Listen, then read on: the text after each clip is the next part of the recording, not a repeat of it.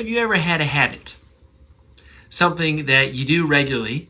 You might know it or not, but other people might be able to point out and say, you have a habit. One habit that is a bad one might be biting your nails. Maybe as you talk to people, you're just biting your nails. You're nervous or you're killing time. There are a lot of people that have that habit. Some people drink coffee, bing, first thing in the morning, and then at least one or several throughout the day. That's a habit. Other habits could be, really good, like exercise or eating well. What time you go to sleep, what time you wake up, those are habits. There's a huge difference in some habits of when you brush your teeth. Some people, as soon as they wake up, they brush their teeth, bang. Then they have breakfast and a coffee or whatever they get with their day. Other people have the habit of having breakfast and coffee, so forth, then brushing their teeth. Which one are you? So habits, whether you know it or not, they are defining your life. And whether you know it or not, a collection of little tiny habits will eventually be who you are. They will shape your life. And so today we're going to spend a little bit of time talking about habits of purpose. Look at that. We're going to talk about habits that if you put them in your life, they will be a blessing to you. They will add purpose to your life, you guys. Even at your age, you should start thinking about what are your habits. And if you don't know what your habits are, make a list of how your days look. When do you wake up? What's the first thing you do? What's the next thing you do? Do you exercise? Do you look at screens for an hour a day, 10 hours a day? What are your habits? How do you speak to people? Those are all habits.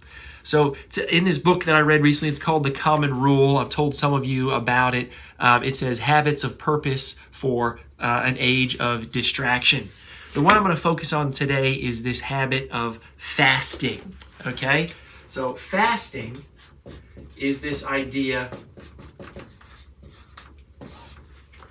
of giving something up regularly as a habit. Why would we give anything up? Because the American way says, I want more. Give me more, whatever it is. I want more money. I want more screen time. I want more food. I want bigger cars, faster cars, more candy, more pizza. That's what the American dream essentially is.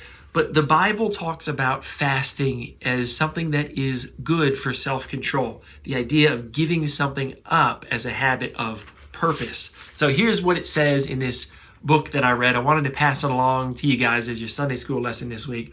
It says, the point of fasting is not the technicalities of it. The point is leaning into the lack. Leaning into the lack.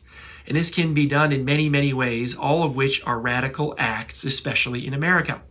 Here, fasting is bizarrely countercultural because it runs the opposite direction of the American dream. In pursuit of the dream, we tell each other that we can move upward in the world through sheer individual effort, that we're going to be finally happy when we get there. In fasting, we deliberately move downward into emptiness. And even more, we admit that we can't eat or work our way to happiness. We need God for that. So guys, this week I want you to think about fasting something, giving something up that is a normal habit for you. And that thing could be technology. Give it up for 24 hours. It could be food. Just try skipping a meal. Or maybe for a day if your metabolism is like that and that's a safe move for you. Or maybe it's exercise. Or maybe it's time with friends. Because you guys, your whole lives can't be about more. That's what happens to Americans who break down. They forget to fast some things. They forget to cut out some things. And in that gluttony, they end up taking on more activities, more sports, more social media, more movies, more time with friends, more everything.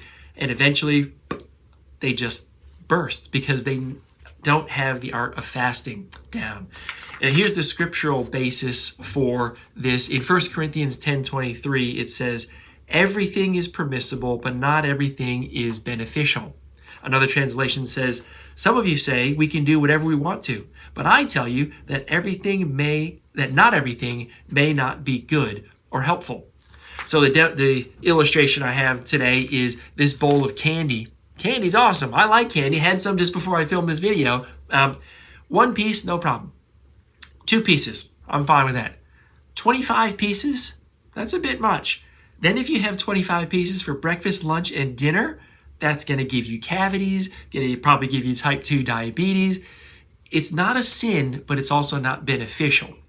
So I want you to think about your lives this week, guys. Think about what's in your life that is a habit, and it's not a habit of purpose, like fasting. Fasting is the idea of giving something up, showing self-control in an area, creating some space to rely on God. That's beneficial. That's a habit of purpose. What are your habits that aren't of purpose? What habits do you do in terms of staying up too late? They're hurting you. It's not a sin, but it's hurting you. Or maybe it is candy. Maybe you eat too much candy. You need to sort of fast from that for a bit, to lay it down, to trust God to help fill you up when you normally would eat some candy. Maybe it's some friends that you have that aren't good for you. They're not a sin, maybe, but they're just not beneficial. Maybe you need to fast from some friendships this week. Maybe it's some language that you use or some music that you listen to. I want you to practice that this week, you guys. It is good for you to look at your lives, look at what's in it, look at what you do regularly, because they're defining you. They're making you who you are. And I want you guys to try a habit of purpose this week. God bless you guys. Hope to see you really soon. Hope you have a great week. Happy Father's Day to the fathers out there. God bless. See you.